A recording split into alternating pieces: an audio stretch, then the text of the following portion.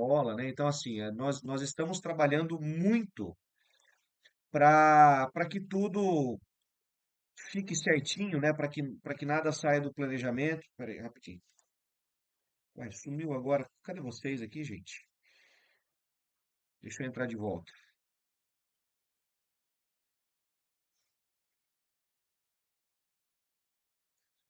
Por algum motivo eu saí.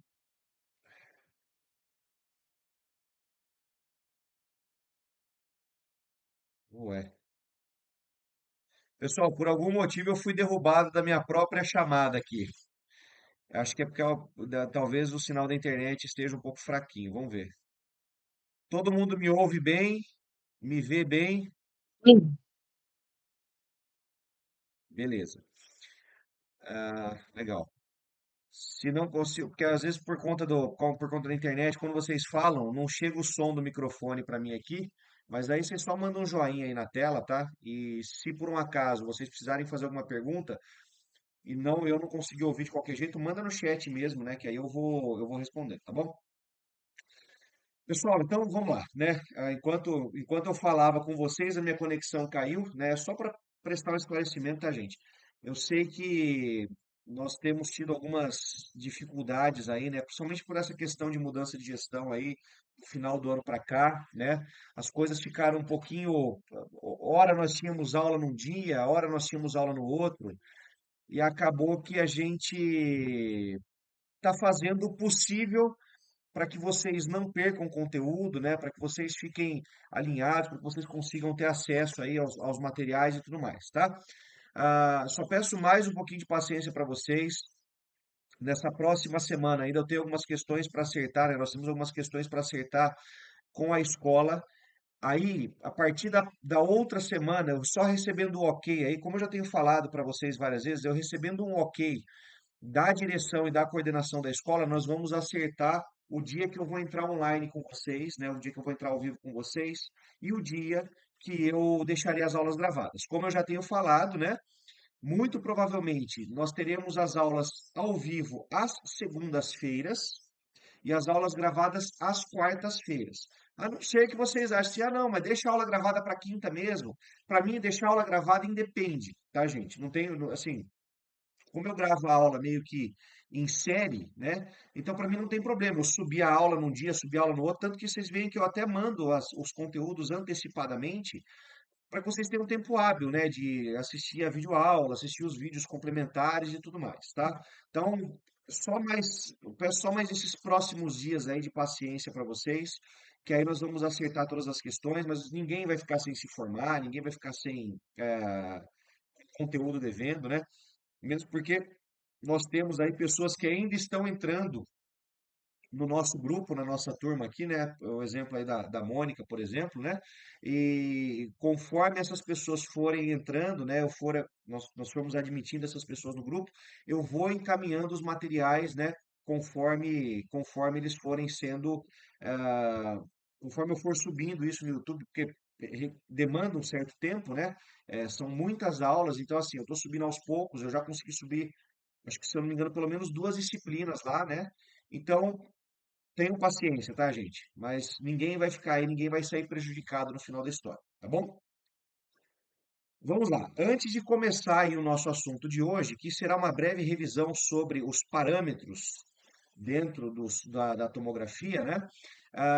Eu já deixei uma atividade postada para vocês, né? Esse PDF, ele é um PDF que fala muito a respeito de como o paciente deve ser posicionado dentro do equipamento e sobre quais as patologias que serão tratadas, né? Quais são as patologias, as indicações, principalmente, não é patologias não, mas acho que as indicações de exames tomográficos, né? Então, só para tá explicado no grupo lá, né? Mas só para contextualizar, vocês vão ler esse PDF, é um PDF um pouquinho mais longo, né? Mas é bastante instrutivo. E aí, ah, depois vocês me apresentem um relatório. Eu falei lá, o relatório, acho que, se eu não me engano, mínimo 15 linhas, tá, gente? Então, assim, é mais para vocês terem, de novo, né? Como eu vou parar essa aula com vocês aqui às 20h20, né? Porque eu vou precisar entrar com a turma de tomo com a turma de mamografia daqui a pouco, às 20h40. Então, eu deixei essa atividade postada para vocês, né? para vocês me entregarem como exercício aí já valendo aquela questão de pontuação, tá? Ah, ainda bem que a maioria de vocês conseguiu me entregar a maioria dos questionários aí, então fiquei feliz aí que a gente conseguiu manter uma média legal na turma, tá? Então não deixem de fazer. E principalmente, se quiser, se, se for possível, né, fazer a atividade hoje ainda como complemento da aula, façam, né? Quem já não fez, eu vi que algumas pessoas já, inclusive, já até me pediram autorização lá para ir já fazendo, legal, né? Para deixar a noite livre, tranquilo. Mas se ainda não conseguiram fazer, tentem fazer hoje, porque as informações vão estar fresquinhas da cabeça, tá bom?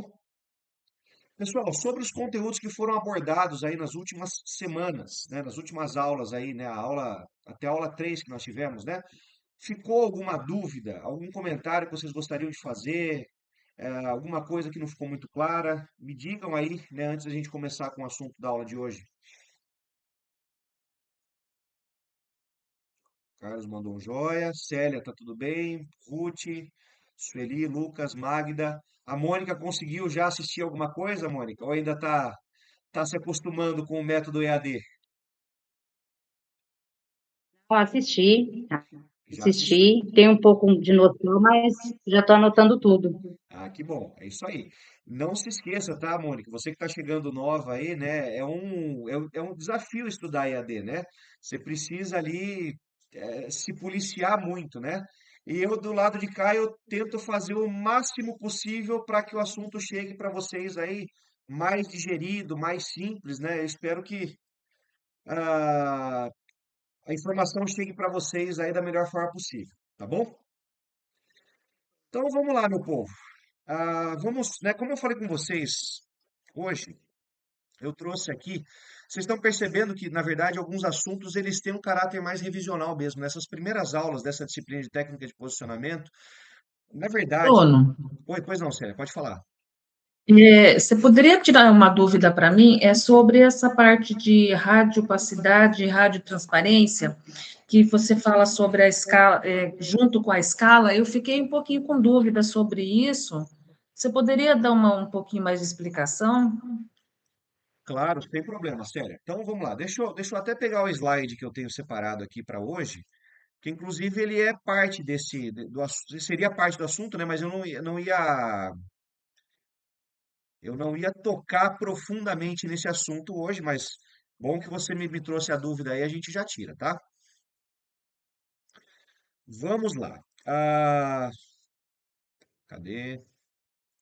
Deixa eu abrir a minha tela maior aqui. Deixa eu voltar na escala de Hounsfield aqui. Deixa eu ver se está nesse slide primeiro, né?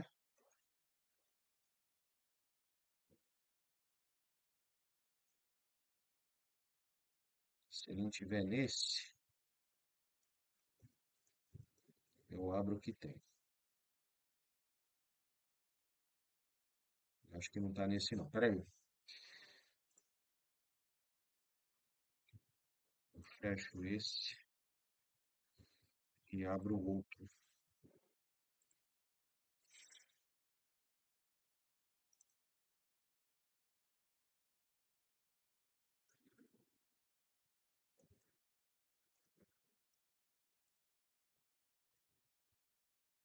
Cadê meio de contraste? Cadê exames contrastados? Aqui, exames contrastados. Beleza. Vamos lá. Isso aqui, na verdade, Célia, né, e os demais, são conceitos, né? Esse conceito de radiopacidade e radiotransparência é um conceito que tem que estar na ponta da língua para nós aí como técnicos em radiologia, né? Por quê? Porque nós vamos lidar com isso o tempo todo, né? E aí quando a gente fala sobre o que é uma imagem radiopaca e uma imagem radiotransparente, né? Nós precisamos lembrar da questão da interação com a radiação e os tecidos do nosso corpo, ou os tecidos que nós estamos utilizando, por exemplo, tá? Vamos lá, vamos pensar no seguinte: se nós estivermos utilizando uma roupa, né, essa roupa tem aí um botão de plástico ou um botão de metal, essa roupa vai influenciar no nosso exame. tá? Então a gente tem que começar a pensar em toda a esfera que nos cerca, aí, na esfera que cerca o paciente, por exemplo, tá? Então, por que que nós pedimos, por exemplo, se nós vamos fazer um raio-x de pelve de um paciente, por que que nós pedimos para o paciente abaixar as calças? Né? Porque muitas vezes o paciente tem o costume de chegar lá para fazer um raio-x e tá com uma bermuda jeans, uma calça jeans, uma saia jeans, e aí nós vamos ter lá botões, zíperes, né, que vão acabar atrapalhando a imagem, tá? Então, se nós pensarmos aí que essas estruturas externas atrapalham a imagem, é porque elas são extremamente densas, tá? Então, vamos pensar no seguinte: nós temos lá o botão da calça, né? Nós temos aqueles botõezinhos que ficam ali no bolso, né? Nós temos o zíper da calça, jeans e tudo mais, que são metais. Metais são estruturas extremamente densas, tá? Consequentemente, por serem estruturas extremamente densas, ah, elas interagem muito bem com a radiação. E quando ela tem uma interação muito boa com radiação, ou seja, quando ela absorve radiação, a tendência da imagem, né, da sombra que vai ser projetada no raio-x e na tomografia, por assim dizer, será branco, tá? E aí nós vamos pensar no seguinte, entrando um pouco mais para dentro do nosso organismo, nós temos diversas estruturas que são tão densas quanto um botão de calça, por exemplo, quanto um zíper, né? Essas estruturas mais densas, nós vamos ter lá, por exemplo, ossos, né? Meios de contraste que são utilizados, gorduras, né? Dependendo da gordura, se ela é uma gordura um pouco mais densa, um pouco mais sólida, ela vai tender a interagir mais, a aparecer mais branca no raio-x ou na tomografia, tá? Então, essas estruturas mais densas, elas têm uma radiopacidade, ou seja, elas são visualizadas em tons que vão do cinza mais claro para o branco, certo? Em contrapartida, nós vamos ter outra, então, né, só para fechar essa questão da radiopacidade. Se nós pensarmos aí, fizermos uma comparação de estruturas dentro do nosso corpo, né, pensando nessa brincadeira que eu fiz com vocês aqui do botão da calça jeans, por exemplo, se nós formos comparar aí a densidade de um cérebro ou a densidade de um coração em relação à densidade de um pulmão, percebam que nós vamos ter aí uma diferença de densidades, ou seja, são órgãos mais durinhos, entre aspas, né? São órgãos mais maciços. E, consequentemente, por eles serem mais maciços, eles são densos e vão aparecer mais radiopacos na imagem, tá? Tá dando para acompanhar aí, Célia? Manda um joinha aí para eu ver se. Ah, beleza. É que o slide está bem na frente do joia aqui, eu preciso fechar ele, mas vamos lá. Agora vamos pensar no contrário. Na questão da radiotransparência, isso tudo eu estou explicando o conceito de radiopacidade e radiotransparência para chegar na escala de Hounsfield, tá? A radiotransparência é o contrário da radiopacidade, ou seja, são elementos que os elementos radiotransparentes, eles são elementos menos densos, que não interagem bem com a radiação, tá? Se eles não interagem bem com a radiação, eles não absorvem radiação e deixam a radiação passar direto, tá? Desse modo, quando a radiação ela passa direto, né? Vamos lá. Se você coloca um pedaço de plástico contra o sol, a luz solar vai passar. Ou seja, nós vamos ver lá o outro lado, né? Nós vamos chegar ao sol do outro lado. Então, essa questão de radiotransparência são estruturas que elas não são tão densas, ou seja, elas têm uma densidade muito baixa, que não interagem bem com a radiação X e que no raio-x e na tomografia vão aparecer em tons mais cinzentos e mais pretos, tá? Então, o cinza aí, gente, eles vão ser basicamente o meio termo do cinza claro ao cinza escuro, né? Nós temos diversos tons de cinza, não são só 50, para quem entendeu a referência, né? Nós temos diversos tons de cinza que vão brincar aí com a questão de coloração e a questão de densidade, tá?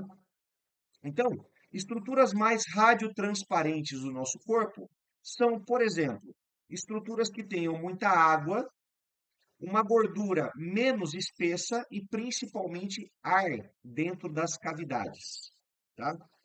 Todas essas estruturas, como que nós, se vocês tirarem uma foto na cabeça de vocês desse raio-x aqui, por exemplo, vocês vão perceber o quê? Que essas partes mais escuras, elas são radiotransparentes. E olha, pasmem, né? Se elas são radiotransparentes, nós conseguimos enxergar do outro lado. Olha o que está acontecendo com esses arcos costais aqui nesse raio-x. Nós estamos vendo tanto a parte anterior quanto a parte posterior deles. Por quê? Porque o ar, ele não retém radiação. A radiação passa direto. Desse modo, eu consigo enxergar do outro lado, tá? Então, essa é a diferença entre radiopacidade e radiotransparência.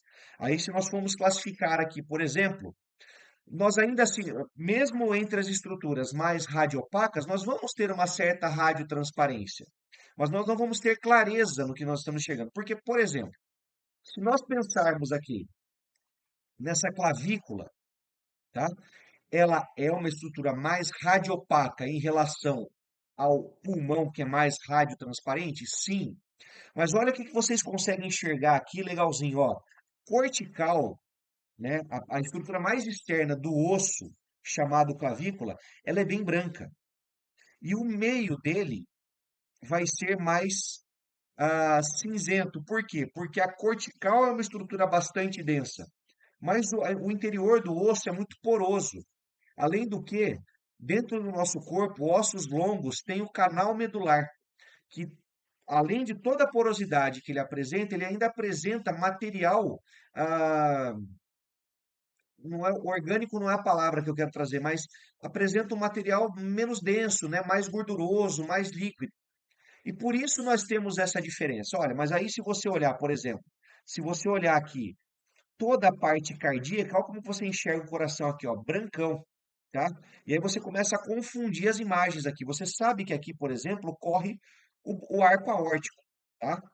Mas você só enxerga uma parte da sombra desse arco aórtico. O resto todo se confunde. Por quê? Porque aqui há muita densidade de estruturas, né? Ou seja, as estruturas aqui são muito radiopacas, tá?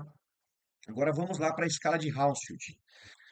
A escala de Hounsfield, gente, ela veio para dar uma organizada nesses tons de cinza que nós temos, tá? Então, eu falei para vocês, né, que existia um cara chamado Godfrey Newbold Hounsfield, né, que foi um dos idealizadores, ou se não, o inventor, entre aspas, da tomografia, né? E o que que aconteceu? Homenagearam, né, criaram uma escala e homenagearam o dito cujo do Hounsfield, tá? Essa escala, ela tende, como eu falei para vocês, ela tende a organizar os diferentes tons de cinza, que começam no preto absoluto e vão até o branco brilhante, tá? E aí eu falei para vocês que se nós fizermos uma analogia, porque se nós pegarmos a dimensão total da escala de Hounsfield, nós temos um range muito grande, que vai do -1000 ao +1000. Aí eu fiz aquela analogia com a régua, infelizmente eu não consegui ter tempo hábil de achar uma régua das minhas filhas aqui em casa, mas se nós pegarmos uma régua de 30 centímetros, né, que é uma régua mais ou menos desse tamanho aqui, eu fiz uma comparação com vocês, que a régua, por exemplo, o zero, ele estaria no lugar do -1000, tá? Do -1000, ou seja, do zero ao 15, nós temos as estruturas menos densas, tá? Que estão aqui, ó, nessa coloração, que vai do cinza médio ao preto, tá? Só que aí nós temos um pequeno erro nessa tabela que eu gostaria de corrigir. Porque, na verdade, gente, o zero, né, o marco zero é a água. Então, o 15, né, dentro dessa régua de 30 centímetros, o 15, a metade dessa régua seria água, tá? O -1, por exemplo, já começaria a entrar aí na questão do cinza médio e ir lá para ar dentro das partes moles, beleza? E aí nós vamos do 15, contando regressivamente até o zero, nós temos aí do zero, do 15, né? Do marco zero, que é o meio da régua, até o -1000, beleza? Então, ar dentro de partes moles, né? Dentro de vísceras, gordura e o ar solto nas cavidades, ele vai tender do cinza médio ao preto, tá? Se tornando aí, né, uma referência para as estruturas radiotransparentes, beleza? Por outro lado, pensando nessa mesma régua, a partir do 15, que é o nosso marco zero, água, se nós andarmos essa régua, né, contando aqui do 15, do zero, do 15 até o 30, o que que nós teremos? As estruturas mais radiopacas do nosso corpo, que vão passar ali por parte muscular, né, os músculos mais densos do nosso corpo, por parte óssea e pelo meio de contraste que nós utilizamos. Certo? Deu para entender aí, Célia? Pessoal, tá tudo bem aí com a parte de contraste, com a parte dessa escala de Hounsfield? Mandei um joinha aí para eu saber, por favor. Beleza. Agora, gente, é interessante nós termos trazido essa dúvida aqui, né? A Célia trouxe essa dúvida e foi muito proveitoso falar sobre isso com vocês, porque vamos pensar no seguinte: no raio-x a gente tem um trabalho mais bruto. Nós fazemos a imagem, né? Vamos lá aplicar mais KV ou menos KV? E aí, gente, se nós aplicarmos mais ou menos e a nossa imagem ficar ali meio borrada, né? Meio cheia de artefatos não, né? Mas com borramentos e tudo mais, nós não temos muito como corrigir. Apesar de nós conseguirmos, né, nos equipamentos mais intermediários, assim, né? O que que nós vamos fazer? Nós conseguimos regular ali um pouquinho mais de brilho, um pouquinho menos de brilho e tal, e aí você tem uma certa autonomia para corrigir algumas cores. Mas se você não corrigir, o que que acontece? Você precisa irradiar o paciente novamente. No caso da tomo, nós temos alguns outros artifícios, né? Que é, por exemplo, o caso do janelamento, que é o caso dos filtros que nós aplicamos. Nós vamos acabar utilizando o KV e o MAS também, né? Mas aí nós conseguimos, por conta de ter duas ou três ferramentas a mais dentro de um tomógrafo, a gente consegue melhorar no nosso trabalho, tá? Por quê? Porque a nossa imagem, ela vai ficar. Alguns vídeos que eu passei para vocês lá na disciplina de técnica de dados técnicos, por exemplo, inclusive os vídeos lá do professor João, ele tem lá momentos em que ele usa o janelamento para mais ou para menos e você consegue ver as estruturas escurecendo mais ou clareando mais. E conforme você clareia ou escurece, outras estruturas aparecem, que não é o caso do raio-x, né? No raio-x a gente acaba perdendo um pouco aí de definição, certo? Então, pessoal, vamos lá, vamos, né? Agora vamos entrar no conteúdo da aula de hoje, onde eu vou revisar um pouquinho com vocês aí aquela parte dos parâmetros, né, que entram dentro dos protocolos, tá? Deixa eu só liberar a Yasmin para entrar aqui. Vi que a Laiane entrou também. Yasmin e Laiane, bem-vindas. Vi que a Magda também entrou. Acaba que o pessoal vai entrando, eu vou falando e depois eu dou as boas-vindas aí. Mas quem entrou depois aí, gente, bem-vindos, né? Estejam à vontade, tirem suas dúvidas aí, beleza? Agora deixa eu abrir novamente o meu slide lá da aula de hoje. Pessoal, né, aproveitando enquanto abre aqui, como eu tenho muito material disso, eu vou montando uns Frankenstein aqui, tá, gente? Então, assim, vez ou outra eu vou soltar uma apresentação diferente para vocês aqui. Vou, né, vou acabar soltando algumas apostilas. Inclusive, Carlos, eu não lembro se eu soltei para você aí os materiais que você me pediu. Se eu não fiz, você me lembra, por favor. Cara, você acha que você mandou bastante material, mano? Fala bem pra você mandou uns bastante. Agora eu não sei o que que você mandou, porque eu olhei tudo assim bem depressa, não sei se você mandou tudo que você Não, eu tinha, mandei, mas você mandou então bastante. mandei. Cara, é assim, ó. Você que tá, né, você que tá dando, você tá dando aula no grau lá aí em Piracicaba ainda? Ah, Tô. legal. Então, assim, você que está dando aula, cara, né, e quem de repente tiver o desejo de dar aula aí, né, em algum momento, nós vamos ter uma biblioteca de material, né, a gente vai consultando aos poucos. Tanto que, por exemplo, essa apostila, esse PDF que eu mandei para vocês, eu dei uma olhada nele hoje, né, eu li ele todo hoje, falei, pô, que legal, né, vou propor uma atividade em cima disso.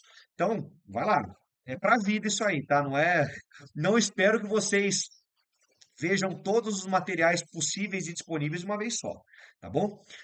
Então vamos lá, gente. Lem- ah, antes de nós lembrarmos, não, né? Como eu falei para vocês, essa aula tem um caráter mais revisional, né? Essas primeiras aulas, na verdade, elas vão ser mais revisionais. Toda essa disciplina, né? A gente vai revisar muitos protocolos aqui e tudo mais, né? O que vem de mais novidade, assim, falar assim, não, beleza, isso aqui eu nunca vi, vai ser a parte de ressonância que nós vamos falar mais, mais nas últimas aulas aí, tá? Mas essa primeira parte aqui a gente vai bater um pouco aí em cima das coisas que nós já vimos e eu vou trazer algumas novidades também, tá bom? Lá em dados técnicos, não, desculpa, nas primeiras aulas nessa disciplina aqui, eu contei para vocês um pouquinho da história da tomografia, né? E aí eu falei para vocês sobre as gerações dos tomógrafos.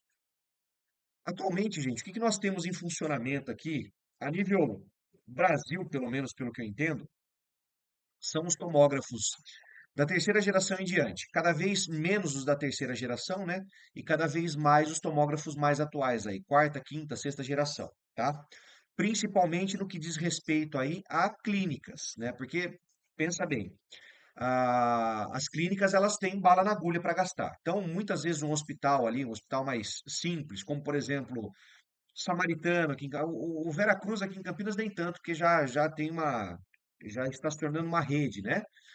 São Luís também. Mas, por exemplo, o Hospital Samaritano, que é o que eu conheço bem, que é onde eu fiz o meu estágio, estive, né, todos os dias da minha vida aí durante 4, 5 meses, eles têm um tomógrafo que atende, né? Se eu não me engano, acho que ele é o da quarta geração, quarta ou quinta geração, tá? Que é um tomógrafo que ele é um tomógrafo mais simples, porém ele atende boa parte aí dos exames de rotina, tanto que até os exames de anjo são realizados lá, tá? Então, a nível Brasil, gente, principalmente, como eu falei, principalmente em casos de clínicas e clínicas mais novas, tendem a ter aí equipamentos mais novos. Mas se você for pelos interiores do Brasil aí, né, onde a gente sabe que o negócio é um pouco mais precário, né, nós ainda vamos encontrar tomógrafos aí da terceira geração, tá, gente? E aí é como o Mário Sérgio Cortella fala. Nós fazemos o melhor que nós podemos nas condições que nós temos, enquanto nós não temos condições de fazer melhor ainda. Ou seja, em alguns casos aí, como profissionais da área de saúde, nós temos que fazer alguns milagres, tá, gente? E tá tudo bem, né? Eu acho que a nossa capacidade, ela vem a partir do momento que nós podemos nos adaptar, né? E aí a gente aprende a trabalhar no tomógrafo premium, mas em algum momento da vida talvez a gente precise aprender a mexer em alguma coisa um pouquinho mais arcaica, tá bom? Então vamos lá. Uma vez que nós definimos aí as diferentes gerações dos tomógrafos, o que que nós vamos ter de diferença? Isso aqui eu já falei com vocês lá em dados técnicos, nós vamos retomar. O que que vai diferenciar um tomógrafo do outro aí, né? De uma maneira mais simples. Nós temos lá os canais. Os canais na tomografia computadorizada, basicamente, se refere lá ao número de detectores dos raios-x presentes nos equipamentos. Então, nós vimos que lá no começo, né, nos primeiros tomógrafos, nós tínhamos ah, pouquíssimos detectores, o que, de certo modo, prejudicava e muito aí, não só a qualidade da imagem, como também o tempo de aquisição delas, certo? E aí, ao longo do tempo, o que que passou a acontecer? Ah, a tecnologia foi sendo desenvolvida, mais detectores foram sendo colocados e, consequentemente, nós tivemos aí um upgrade de uma geração para outra, tá? Então, quando nós falamos em canais, quanto maior a quantidade de canais, mais detectores estão disponíveis para capturar os raios que passam através do paciente durante a varredura. O que, como eu falei para vocês, melhora a resolução da imagem e reduz o tempo de exame, tá? E aí, falando sobre os canais, nós temos aí alguns números, né? Alguns números de canais que são comuns, tá? Esse 128 ou mais aqui, na verdade, ele já caiu meio em desuso, porque nós temos aí uma cacetada de canais para frente, tá?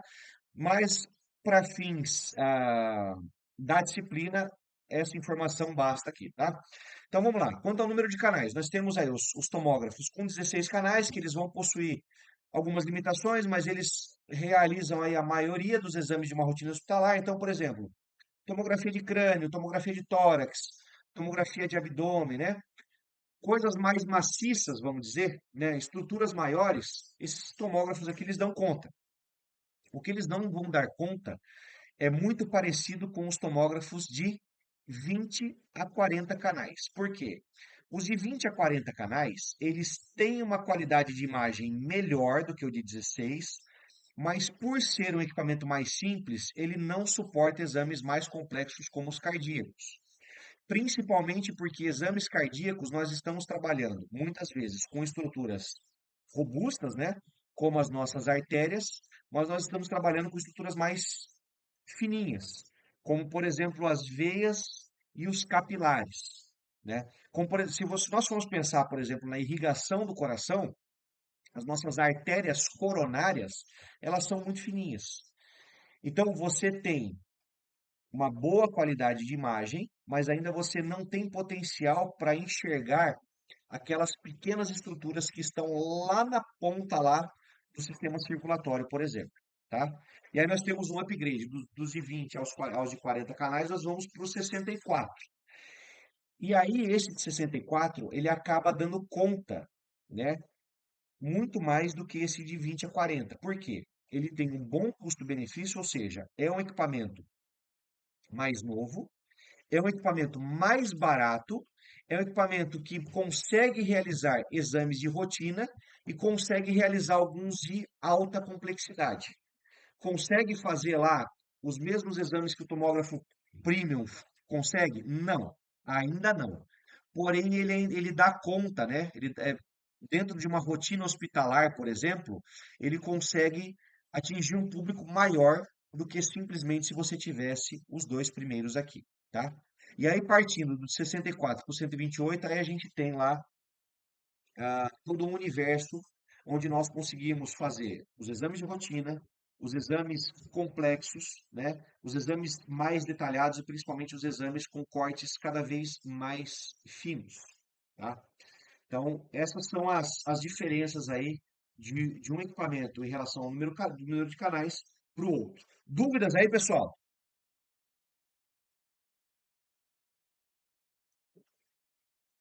Tá, os joias estão subindo, entendo que não tem dúvidas, né? Então, gente, vamos pensar no seguinte aqui. Falando só sobre essa questão ainda, né, de número de canais e qualidade de imagem, nós temos uma realidade atual que eu falei para vocês, eu acho que, na verdade, eu vou dar um spoiler já, né? Quando eu falo sobre a espessura do corte, né? O que que acontece? A espessura do corte numa tomografia vai demandar, demandar não, ele vai determinar a qualidade da imagem. Então, em alguns equipamentos, principalmente esses equipamentos premium ainda, né, o que que acontece? A tecnologia ela trabalha para resolver os problemas que não foram resolvidos numa geração anterior, tá? Ainda nós temos uma realidade que cortes mais finos tendem a piorar a qualidade da imagem. Eu falei sobre isso com vocês, acho que na aula, na segunda aula, né? Que eu expliquei para vocês o conceito de pitch, interpolação e revolução, tá? Se eu não falei, me perdoem, né? Se eu falei, estou sendo repetitivo, me perdoem também, mas eu preciso concluir esse raciocínio, né? E aí, quando nós temos um corte muito fininho, o que que vai acontecer? O corte fino, ele piora a qualidade da imagem. Só que ele tem uma vantagem. Por mais que ele piore um pouco a qualidade da imagem, né? Principalmente porque assim, você não vai ter. Imagina, você tem um corte de uma espessura aí de meio milímetro, por exemplo. Você não consegue ter a dimensão total de um estômago, que vai ter vários centímetros, né? De tamanho, de comprimento, de espessura e tudo mais. Mas a vantagem de você realizar cortes mais finos é que você tem acesso a patologias em estágios muito iniciais. Porque imagina só, se você tem um tumor em estágio inicial dentro de uma estrutura, como por exemplo o estômago, que é né, como diria o professor Armando Godoy, do tamanho de um cavalo, se você tem cortes muito finos ali sendo realizados, você consegue pegar o tumorzinho lá no estágio embrionário dele. Então, por isso que é importante nós termos a dimensão, termos assim na cabeça que se eu percebo que há um problema no paciente, eu não conseguir atingir esse problema com cortes mais espessos, de repente eu posso afinar um pouquinho mais o corte e conseguir chegar no resultado satisfatório, beleza? Então é isso, sobre essa questão de espessura do corte, tá? Agora vamos, né, vamos para valer aí falar sobre essa questão de protocolo, né, sobre como que nós vamos iniciar o exame, né? Relembrando vocês aí do que já conversamos em algumas aulas atrás. Para início de conversa, protocolo é basicamente como se fosse a rotina dentro do raio-x, né? Se nós pensarmos aí, né, vou usar de novo o exemplo do tórax. A rotina de tórax é um raio-x em PA e um raio-x em perfil, tá? Aí quais são os protocolos dessa rotina? A distância do tubo de 1,80 m, né, do tubo para o paciente, para o filme, no caso. Que mais? A colimação não pode perder aí, não pode cortar o ápice pulmonar, nem os seios costofrênicos. Você vai aplicar um KV ali, dependendo do paciente. Se é um paciente mais gordinho, você vai aplicar um KV um pouco maior aí, né, em torno de 85, 90 kV, né? Se for de perfil, se aumenta mais uns 5, 10 kVs ali para não perder nenhuma estrutura, tá? Que mais? Paciente em inspiração total, né? Ou seja, ele vai estar em apneia, mas ele tem que estar com o pulmão cheio, entre outros aspectos aí que agora me fogem à memória, tá? No caso do protocolo de tomografia, nós vamos ter as mesmas condições, tá? Só que da tomografia, nós temos aí os protocolos mais fechadinhos, né? São mais protocolos que são aplicados, mas você tem, assim, uma regrinha mais específica, né, para cada órgão, tá? E aí, como que nós começamos o exame, né? Como que nós precisamos aí zerar o exame, ou seja, aplicar o protocolo, tá? Aplicar o protocolo dentro de uma tomografia é dizer para o equipamento qual vai ser o protocolo como ele vai funcionar, tá? Nesse momento aqui, gente, eu optei até por não deixar, por não passar nenhum vídeo para vocês adicional, porque nas próximas aulas, quando nós estivermos falando sobre os protocolos específicos, eu vou demonstrar para vocês aí com os vídeos, né, habituais que eu normalmente passo para vocês, de como que o profissional vai aplicar o protocolo no exame, tá? Infelizmente eu não consegui acesso a nenhum simulador, né? Eu vou tentar para as próximas aulas aí ter acesso a algum simulador para eu mesmo fazer as simulações e ir demonstrando para vocês, tá? Mas basicamente, gente, quando nós vamos dizer para o equipamento qual o protocolo que vai ser adquirido, nós vamos começar ali, né? Dizer qual que é o filtro que nós vamos utilizar, o janelamento a gente vai usar depois, né, no final, já ao final do exame, mas nós vamos dizer para o equipamento aí qual que vai ser o topograma da imagem, né, onde que o exame começa, onde o exame termina, espessura do corte, movimentação da mesa, se o paciente vai entrar com os pés, se o paciente vai entrar com a cabeça. Então, todos esses protocolos, eles vão sendo colocados de modo que você está posicionando o equipamento e o paciente, tá? Então, de primeiro, o que que nós precisamos entender? Qual é a posição do paciente em relação ao gantry e como essa mesa vai se movimentar, tá? E aí nós temos lá o nosso velho conhecido, peraí que esse conceito eu já expliquei para vocês.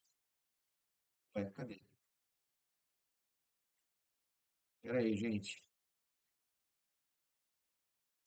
Não, deixa eu voltar aqui, que eu acho que faltou um slide aqui. Mas nós temos os nossos velhos conhecidos aí, né? Aqui, pô. Head first e feet first, tá? Então, a primeira coisa que nós precisamos entender, como que o paciente vai estar direcionado em relação a alguém, tá? Aqui, gente, nós entendemos que existem alguns técnicos que gostam de fazer diferente, tá? Eu gosto de fazer assim. Tá, tudo bem, você gosta de fazer assim, mas existe um protocolo de visualização, certo? É mais ou menos assim. A rotina de tórax é PA e perfil. Ah, mas eu gosto de fazer AP. Tudo bem, você gosta, é legal pra caramba, né? De repente, não sei por que a sua tara em fazer um AP, né? Em vez do PA, que é o certo, mas existe um protocolo, existe uma rotina, existe uma regra em relação a isso. Aqui na tomografia é a mesma coisa. Você vai, primeira coisa, definir como o paciente estará posicionado em relação ao ventre. Head first, ou seja, a cabeça primeiro, tá? A cabeça vai ser posicionada em direção ao ventre e é ela que vai entrar no conjunto ventre lá, que é o conjunto tubo-detectores. Beleza? Do outro lado, nós temos o protocolo aí Fit First, ou seja, pés primeiro, onde o paciente vai se deitar na mesa com os pés voltados para o ventre. Ou seja, o ventre vai girar aí, vai começar os seus movimentos em torno do paciente a partir dos pés, tá? E aí eu digo a partir dos pés assim, né? Ele vai interagir com os pés primeiro, mas se você for fazer, por exemplo, um raio-x de abdômen, ele vai começar aí o escaneamento dele a partir de onde você deu start, né? Ah, vou começar da pelve, beleza. Ele vai, os pés vão entrar, os membros inferiores vão passar, mas ele só vai começar o escaneamento de verdade, só vai começar a gerar imagens a partir da pelve ali, que é onde você colocou o seu início de exame. Beleza, gente? Dúvidas até aí?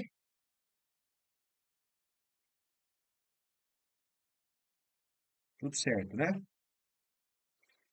Beleza.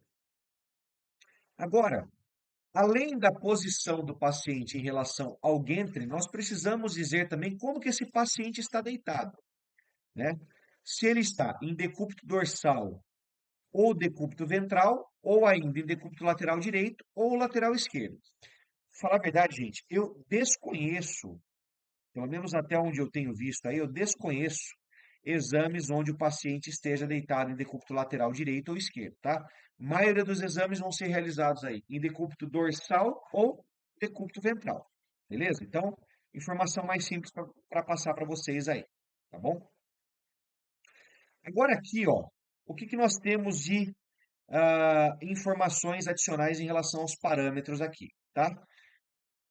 Questão de formação da imagem, né? Nós já conversamos aí um pouquinho, né? Que nós temos o pixel, que é o menor ponto da imagem, tá?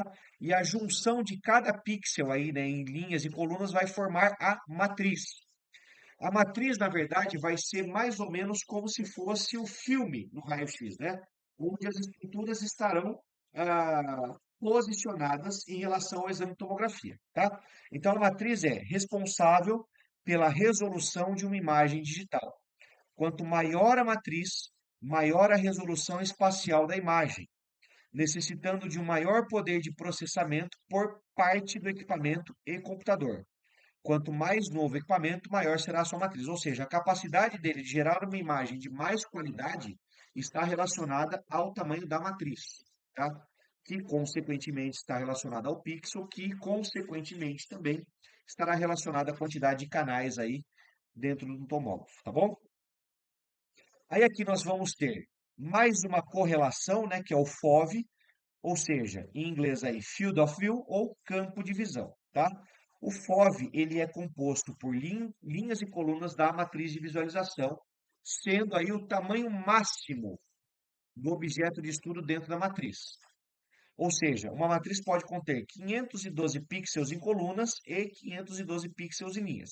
E aí eu fiz até essa comparação aqui para vocês darem uma olhada, gente, que percebam que, né, se eu fizer uma enquete rápida aqui, qual é o exame que mais tem definição entre a matriz grande e a matriz pequena, né, nesse escanograma de tórax aqui, por exemplo, vocês vão perceber que a matriz grande traz uma definição melhor de imagem em relação à matriz pequena, tá?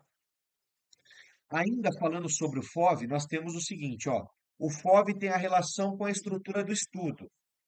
Por exemplo, se eu vou fazer o estudo do ouvido do paciente, o FOV dele será muito menor do que o FOV de um abdômen, porque eu preciso, né, de um espaço muito menor aí para se observar um ouvido, para se estudar um ouvido, do que do abdômen, tá? Então, o FOV ele vai estar relacionado diretamente ao objeto de estudo, tá?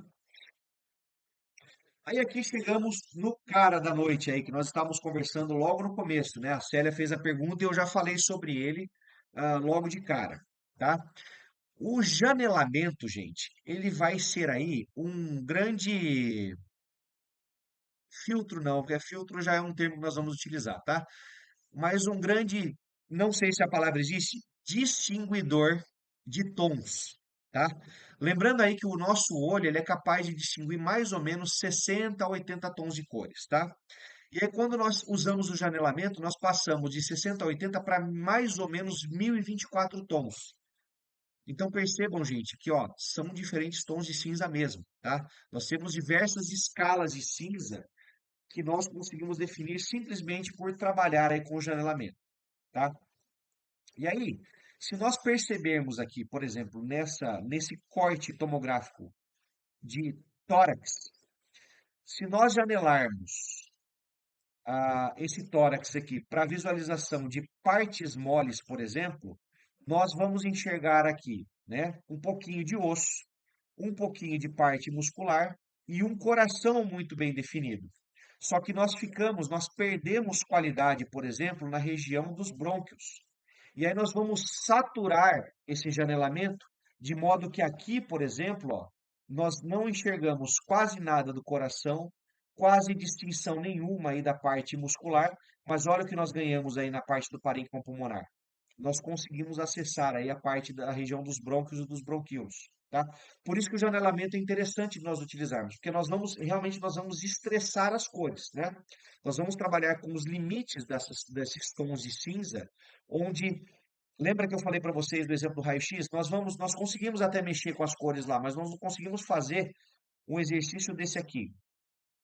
Existe um limite muito grande em relação ao janelamento realizado no raio-x e ao janelamento realizado em uma tomografia, tá?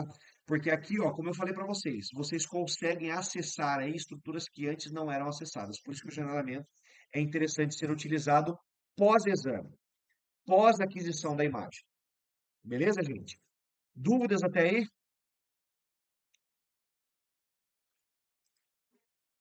Tá. Os joias. Pode falar, Mônica, por favor.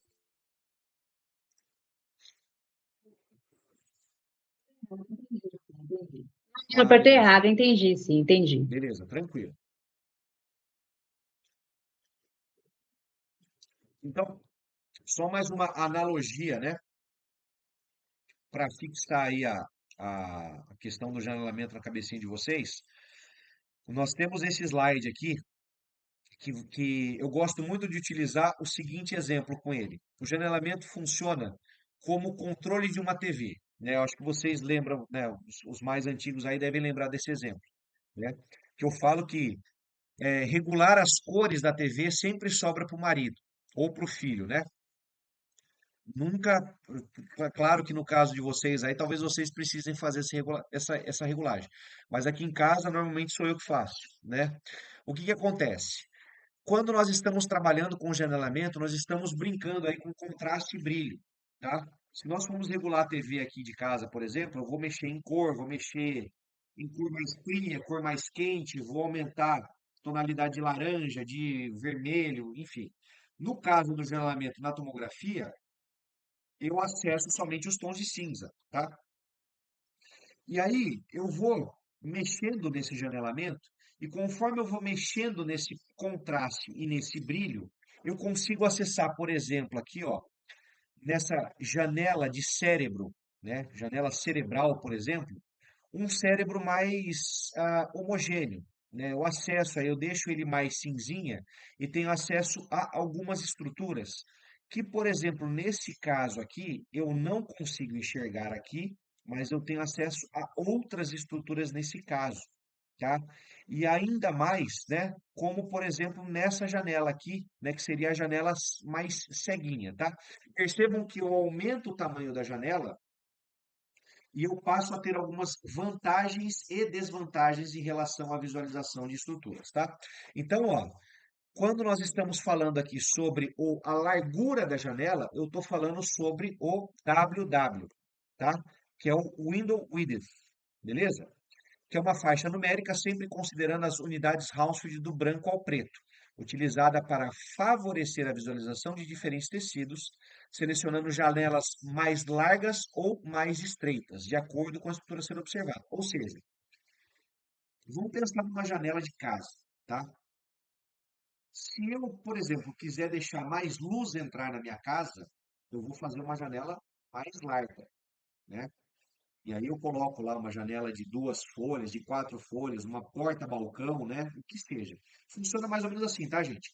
Aí eu faço aquele janelão e abro a janela, opa, o sol entrou dentro de casa, iluminou toda a sala, tá? Em contrapartida, nós temos um outro parâmetro que é o window level, que é a altura da janela, tá? Que eu vou regular, né? Por exemplo, se eu tenho uma janela mais alta dentro da minha casa, eu vou regular o brilho, tá? Se eu quero mais contraste, né? Se eu quero mais contraste de cores, por exemplo, eu abro a janela. Se eu quero um contraste menor de cores, eu diminuo essa janela, eu fecho ela um pouquinho mais.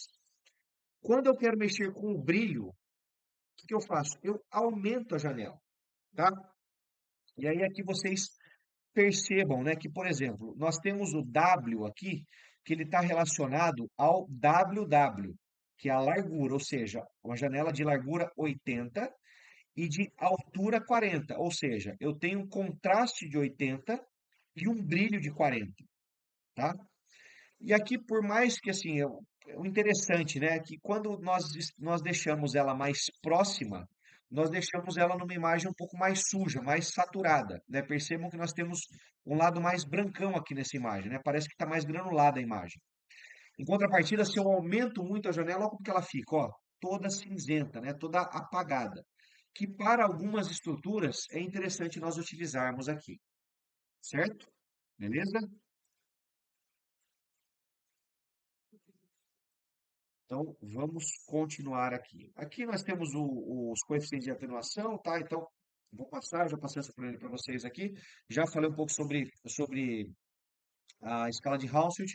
Acho que foi o suficiente a explicação que eu dei para vocês. Aí, head first, feet first, posição do paciente. Opa, chegamos nos filtros aqui. Coisa interessante de se falar, tá? Os filtros, gente, eles vão funcionar, né? Eu gosto sempre de utilizar esse exemplo. Vão funcionar mais ou menos como se fossem os filtros do Instagram, né? Nós temos os filtros do Instagram para quê? Para dar uma maquiada, né? Tem filtro que deixa a pele mais avermelhada, tem filtro que deixa aí a boca maior, né?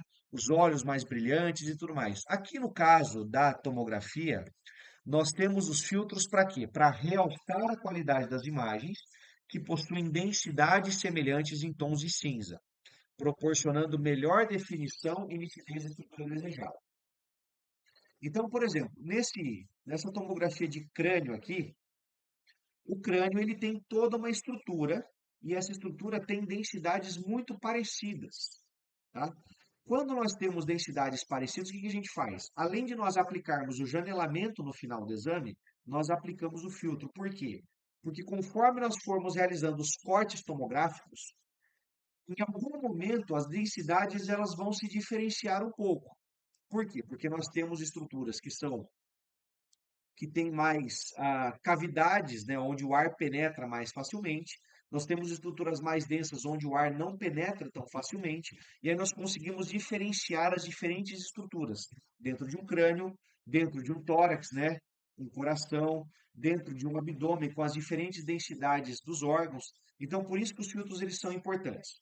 E aí, alguns dos filtros que nós temos aqui, por exemplo, é o filtro standard, que é um filtro basicão, né, que a gente usa aí quase que em todo momento, e ele é muito utilizado em partes moles, principalmente em adultos, tá? Porque ele vai fazer, lembra sempre, gente, que o adulto, ele tem uma composição corporal mais estabelecida, né? Se nós formos comparar, por exemplo, as densidades de um adulto e de um bebê recém-nascido, nós vamos perceber que pelo corpo do adulto estar mais desenvolvido e mais maduro, as densidades elas se equivalem, né? E aí quando você vai para um bebê, por exemplo, acaba que as densidades elas estão meio desiguais. Por quê? Porque a criança ainda está em desenvolvimento. Por isso que nós temos um filtro, né, o filtro standard, que ele é muito bom para diferenciação de partes moles em adultos, justamente por essa questão aí de ter os tecidos mais,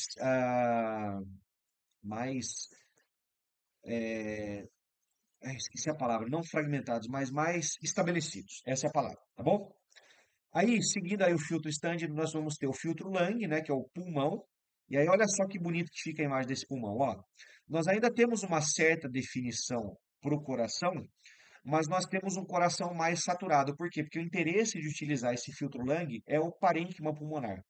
E olha como nós temos acesso à região brônquica dentro desse pulmão.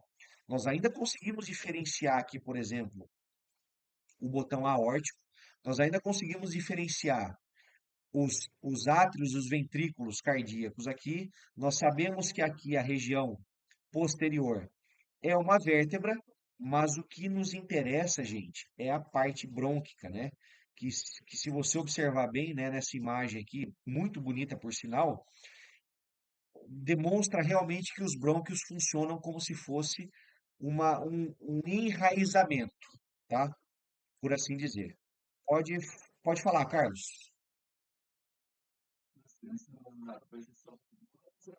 Mestre, essa vai ser só pro pulmão ou ela consegue ser É, utilizada no pra fazer a caso, você TEP consegue também? utilizar ele para fazer o TEP também, tá?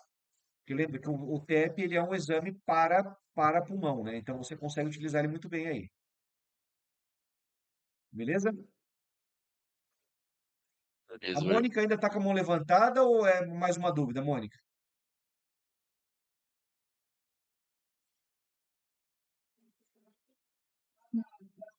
Ah, então beleza. Não, tranquilo. Não, não, é que eu baixei mesmo, vou tirar. Pronto. Sem problema. Mais alguma dúvida Já aí, gente? entendi. Acho que tá tudo certo, né? Pessoal, não se acanhem, tá? Podem me interromper aí, pode levantar a mão sem problema, tá bom? Beleza. Então, filtro Lang passamos aí muito bem. Vamos agora para o filtro Detail, né? O filtro detalhe.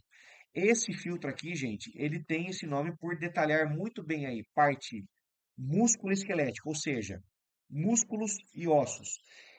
Ele define bem a parte muscular e a parte óssea, porém ele ainda tem uma certa limitação em relação à parte articular, por assim dizer, tá? Porque, como eu falei, ele atinge bem, né? Ele dá uma visualização satisfatória, mas se nós precisamos fazer uma pesquisa mais aprofundada dentro da articulação, onde nós vamos ver aí líquido sinovial, parte de cartilagens, né? Toda a parte articular que nós não conseguimos enxergar aqui muito bem, por exemplo, ainda assim a melhor opção vai ser a ressonância, tá? Mas o fio do detalhe aí, dependendo da abordagem que precisa ser realizado, ele vai muito bem, tá? E aí nós vamos ter o filtro Bone, como o nome já diz, né? Bone em inglês é osso, tá? Ele vai ser utilizado principalmente para definição de densidades ósseas. Por quê?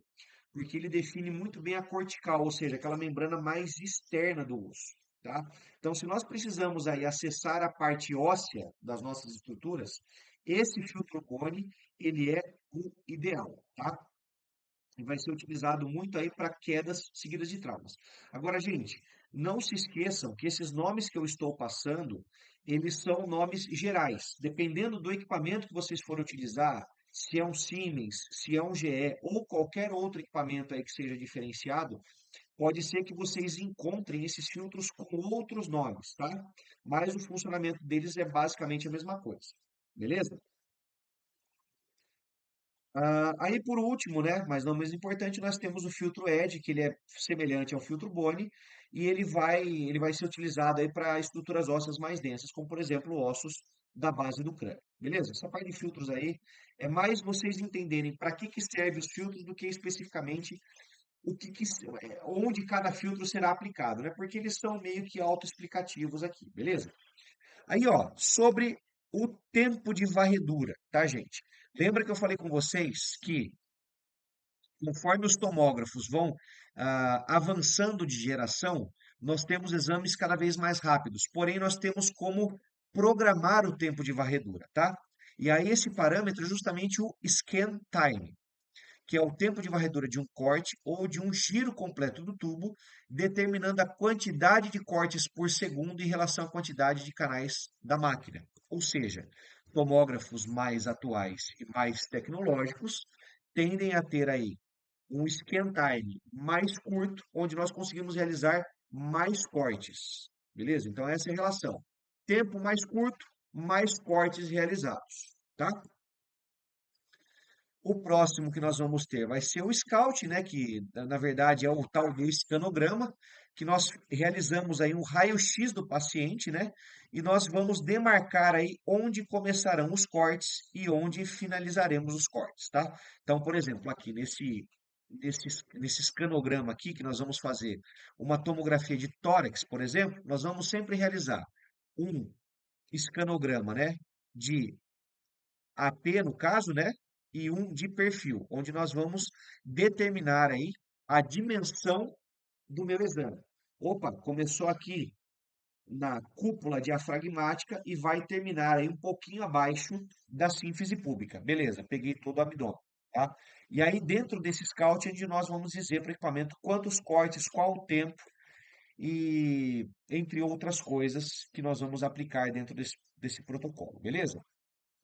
É como eu falei com vocês. Nós temos a espessura do corte, né, que também vai ser chamado de slice. Vai variar de fabricante para fabricante. Normalmente tem uma dimensão, aqui está de 0,6, tá, gente? Mas ele vai aí até 0,5.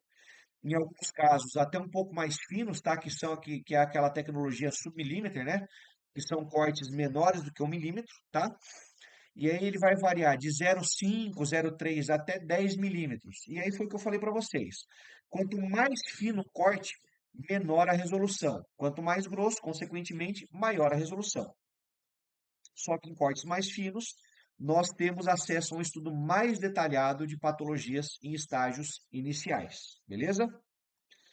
Aí nós vamos ter, associado à espessura do corte, nós vamos ter um incremento, que é o deslocamento da mesa. Opa, aí nós temos o seguinte: uma vez que nós sabemos que nós temos a capacidade de dizer quanto que o Gantry vai se deslocar e quanto a mesa vai se deslocar também, nós caímos naquele conceito de pitch que eu expliquei para vocês lá na segunda aula, lembra?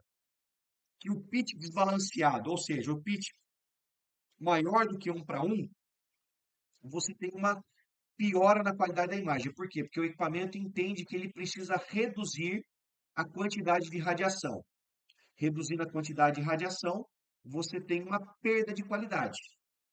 Só que aí nós temos um outro parâmetro, né, que é automático no equipamento, que é a interpolação.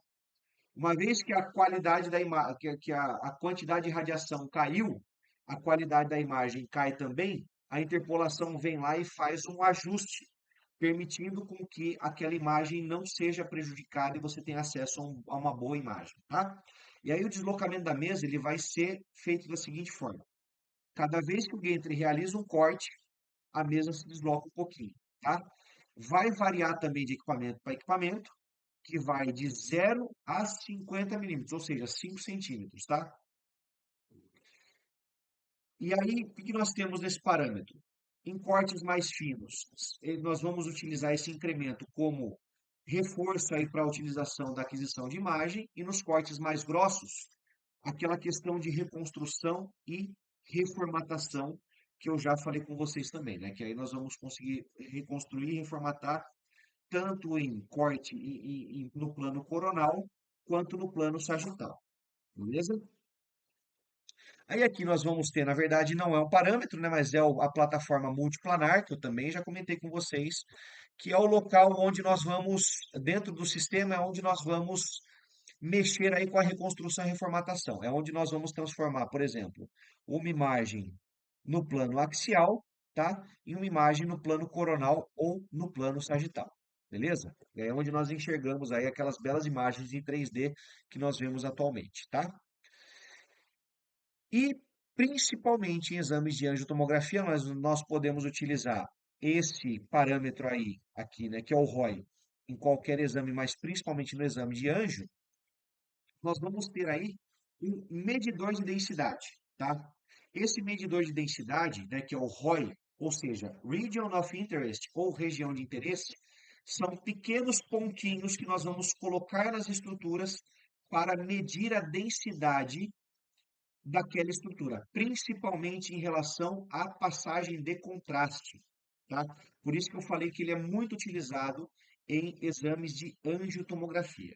E aí, para nós utilizarmos esse ROI, nós temos alguns parâmetros adicionais, tá? Que nós vamos ter aqui o pré-monitoring. O pré-monitoring ele funciona da seguinte forma, ó. Realização de um corte axial em localização específica para o posicionamento do ROI e análise da chegada do contraste e medição da densidade específica, ou seja, não é só para anjo, tá, gente? Mas também para exames contrastados.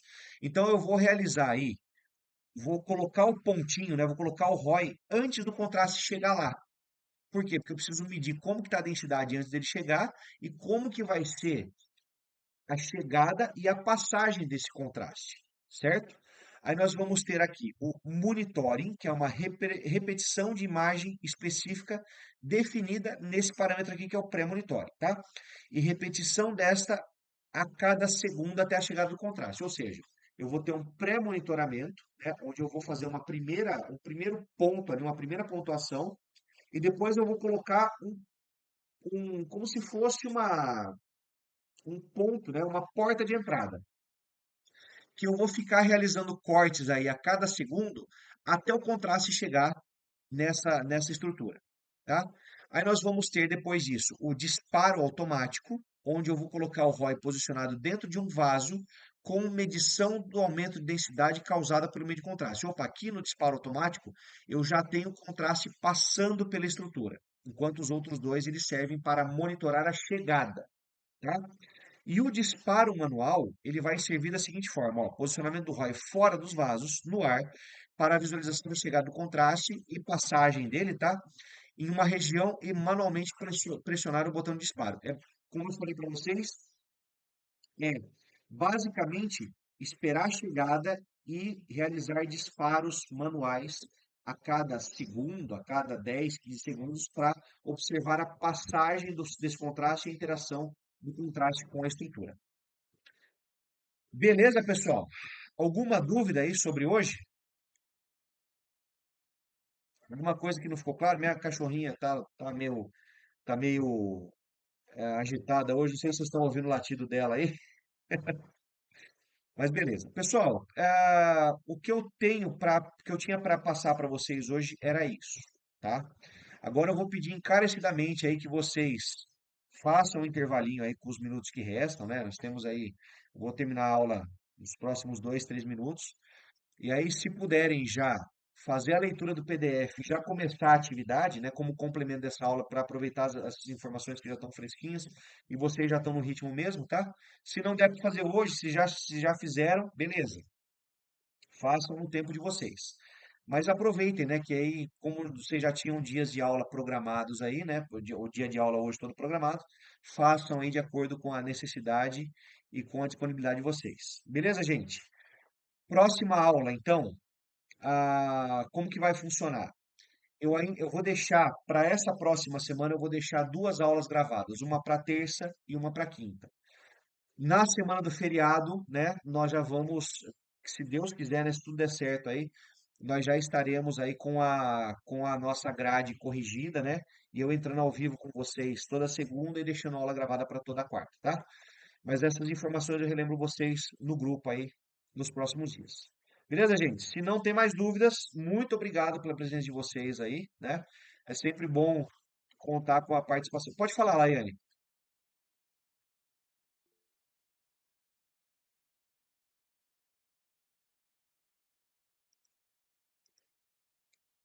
Laiane, pode falar. Você levantou a mão?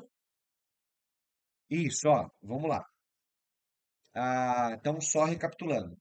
Na próxima semana, ou seja, semana do dia 14, né? Segunda-feira 14, ainda vocês terão aula. Vocês vão ter duas aulas gravadas na próxima semana, terça e quinta, tá? Essa vai ser a configuração da próxima semana. Duas aulas gravadas, uma na terça e uma na quinta. Na outra semana, que é a semana do feriado, nós pretendemos já ajustar a escala das aulas para minha escala com as aulas presenciais que eu vou assumir na escola. Então, eu vou assumir aula lá na escola de terça, quarta e quinta. Ou seja, eu não consigo entrar online com vocês na terça-feira, como seria a programação. E aí eu propus para a coordenação da escola para eu entrar na segunda-feira, tá? Agora, então, ô Laiane, respondendo a sua pergunta, a partir da semana do dia 21, eu vou entrar ao vivo às segundas-feiras com vocês e às quartas-feiras eu deixarei o material gravado disponível para vocês, tudo bem?